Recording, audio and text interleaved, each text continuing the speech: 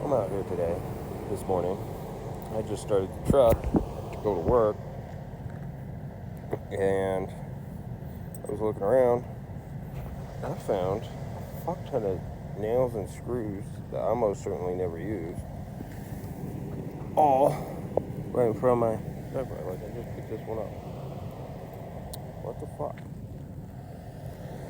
If I pop a tire, I'm gonna be pissed.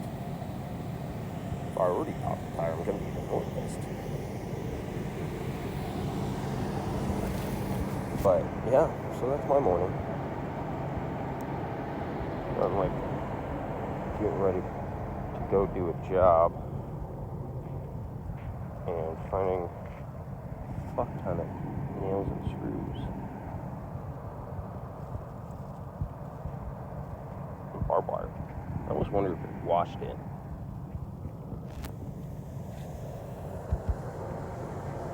Weird. We have to keep an eye out. Maybe get a metal detector in here.